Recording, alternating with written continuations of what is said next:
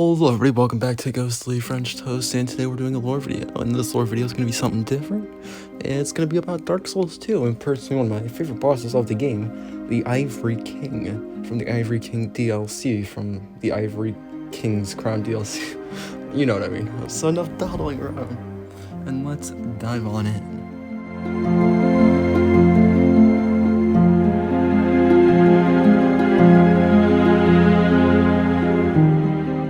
What defines a king, to say? Is the power that he has, or the how large his kingdom is? Personally, I think it is what he does to sacrifice for his kingdom, and how he treats his people. The Ivory King was once the highest-ranking knight from the land of Ferosa, famed for its god of war, Faram. He had a reputation of being proud, ever merciful, and for being the first to swing his sword in times of need, for his homeland Ferosa, or his people. With his magnificent soul, he built Ivory, a place made to contain the spread of chaos. So, the chaos was originally created by Isless, trying to replicate the first flame. We learned about this in the Dark Souls 1. We learned that Isless tried to recreate the first flame, but accidentally created the bed of chaos, which spawned demons. And in Dark Souls 1, we actually fight the bed of chaos, but somehow it still survived later.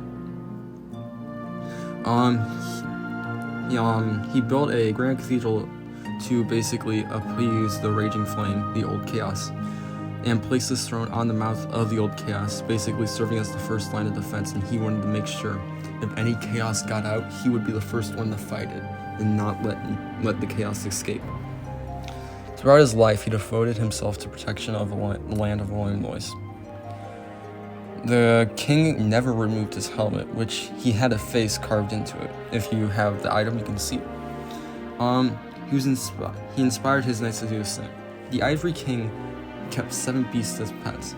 They were each conferred for a specific duty. Ava was given the task of guarding the Ivory King's beloved child of dark. Azlenia, Lud, and Zolan were given the task of mercy killing exiles. Interesting, because something to take note of, the king was basically known for not being rude. He's known for being merciful, but he sent exiles into the frigid outskirts, where Lud and Zolan would basically kill them, mercy kill them, and all that. The king constructed ramparts and a garrison house, and the golems to guard the ramparts, so nothing would escape. The chaos could not escape. This was basically a trap. And personally, when the king built his ramparts, for most of the people, when people build up walls, they are basically to keep something out.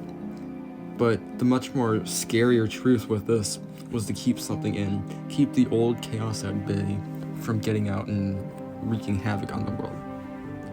One day, a sister of Dark, one of the shards of Manus, Islana, came seeking the land for the Ivory King, because Islana's duty was to basically find someone strong enough to basically leech onto him or her.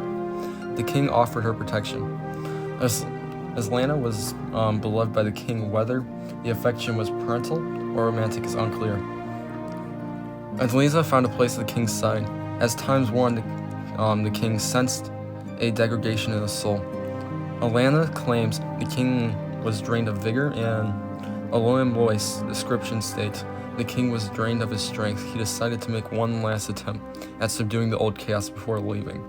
He gifted a sword to Alana and inscribed with the name of the land in Ivory.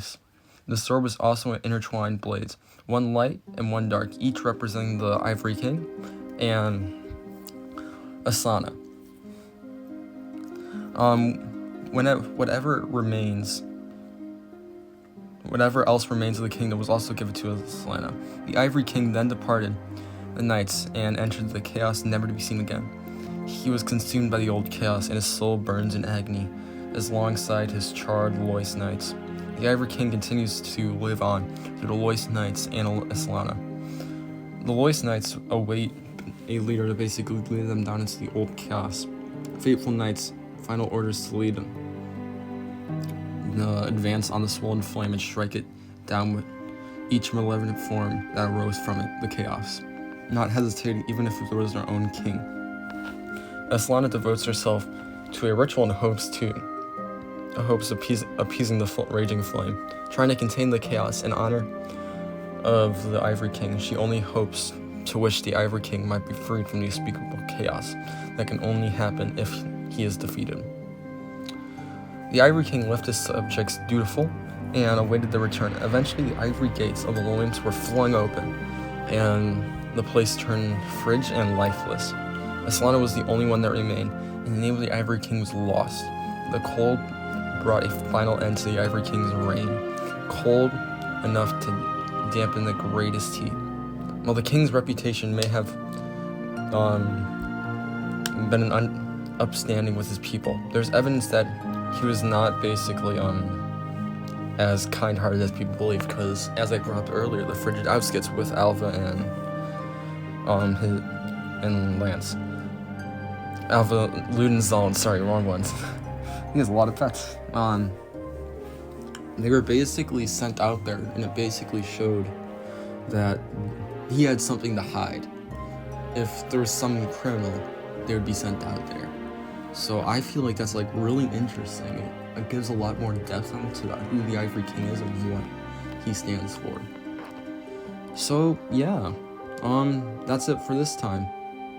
See you next time on Ghostly French Toast. Bye.